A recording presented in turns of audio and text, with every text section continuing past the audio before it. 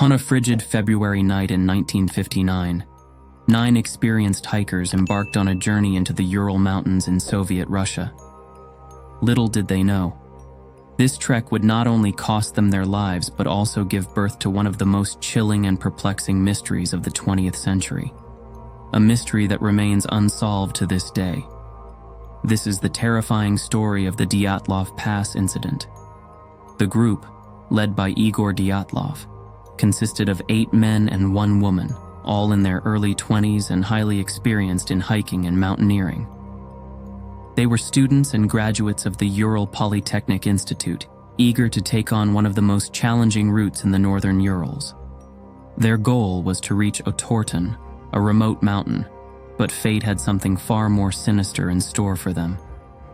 On January 28, 1959, one of the hikers, Yuri Yudin, was forced to turn back due to severe illness. He was the lucky one, the only member of the group who would survive, but not by skill or strength, by sheer coincidence.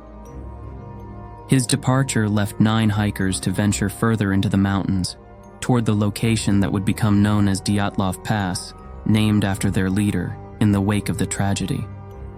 It was an ill-fated march into the heart of an unknown nightmare. For days, the group trekked through snow and freezing temperatures. They documented their journey with photographs and detailed entries in their journals, capturing moments of laughter and joy as they bonded over the thrill of the expedition. They were experienced hikers, prepared to tackle harsh conditions. But something went terribly wrong on the night of February 1st as the group made camp on the slopes of Kholat Syakhl, a name that ominously translates to Dead Mountain in the local Mansi language. This mountain, considered sacred by the indigenous Mansi people, would soon live up to its name. It would be their final campsite. When the hikers failed to return as scheduled, their families grew concerned, and a search party was dispatched. On February 26th, rescuers discovered their tent. It was half buried in snow and slashed open from the inside, as though the hikers had made a desperate attempt to escape. Scattered footsteps led away from the tent, but the tracks were strange. They were made by bare feet and socks, despite the deadly cold. It was as if the hikers had fled in a blind panic, abandoning their winter clothing and gear in the sub-zero temperatures. As the rescuers followed the trail, they found the first 2 bodies near the edge of the forest, roughly a mile from the tent. They were dressed in only their underwear, lying in the snow next to a makeshift fire. Both had died from hypothermia. But the further the search party went, the more baffling and terrifying the discoveries became. The next 3 bodies were found between the forest and the camp, as though they had tried to crawl back to the tent, but never made it. Like the first 2, they appeared to have died from exposure to the freezing temperatures. Yet the condition of the remaining bodies would turn this incident from a tragic accident into something far more chilling. It took 2 more months to find the last 4 bodies, buried under a layer of snow in a ravine deeper in the forest. Their injuries were so severe and unusual that they defied logical explanation.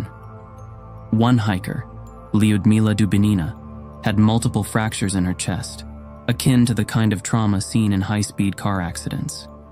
Worse, her eyes and tongue were missing.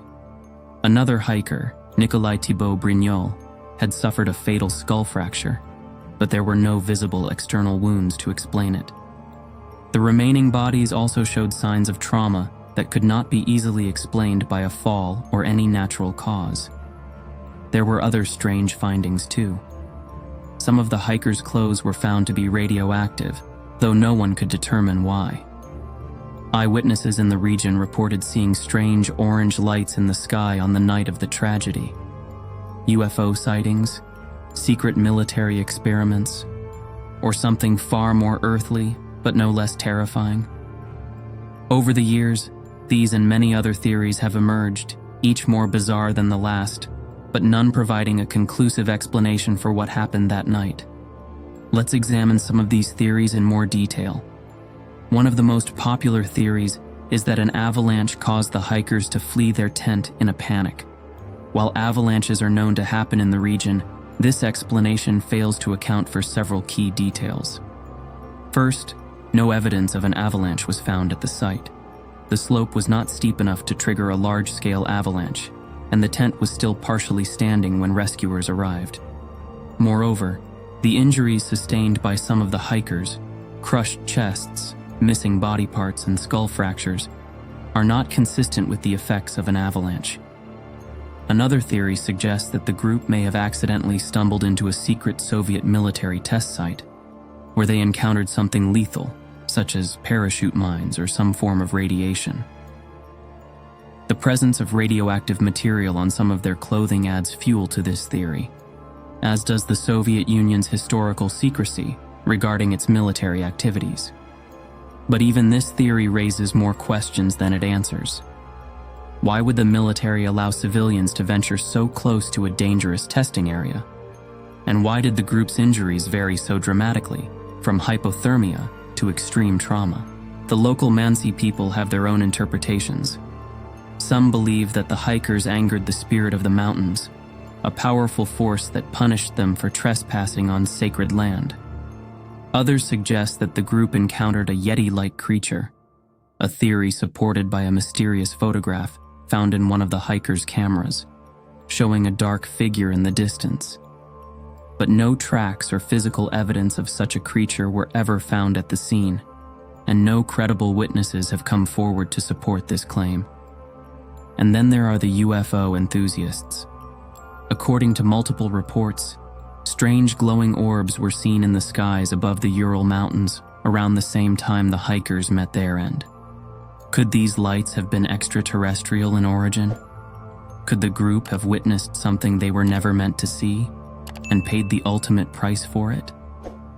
Some suggest that the unexplained radiation, combined with the missing body parts and the hikers' frantic escape, could point to an alien encounter gone wrong. In 2019, Russian authorities reopened the case in hopes of finally uncovering the truth. After a new investigation, they concluded that the group's deaths were caused by an avalanche and poor visibility, leading to hypothermia and disorientation. But this official explanation has been met with widespread skepticism. How could an avalanche cause such a wide array of injuries, including internal trauma and missing body parts? And why did it take so long for the authorities to offer such a seemingly simple explanation? To this day, the Dyatlov Pass Incident remains one of the most haunting and unexplained events in modern history. Each theory, whether grounded in science or steeped in the supernatural, fails to account for all the evidence.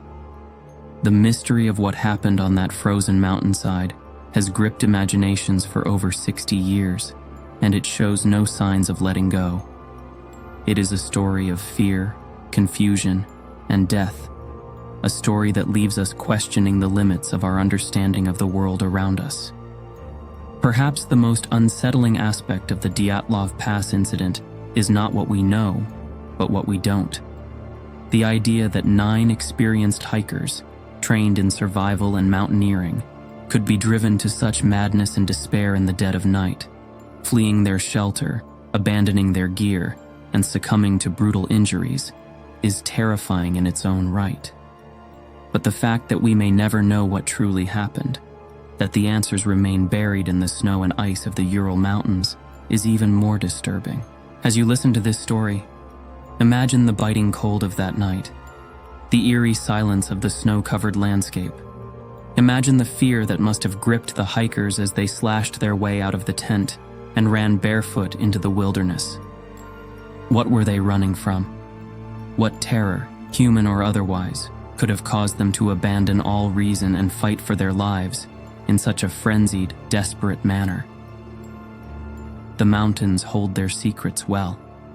Perhaps, for the sake of those 9 souls lost to the icy winds, it's better we never find out what truly happened on that night.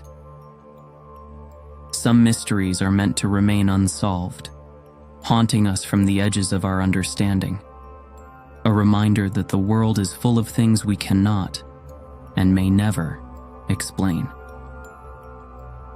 And so, the Dyatlov Pass Incident remains one of the most chilling tales of the unknown.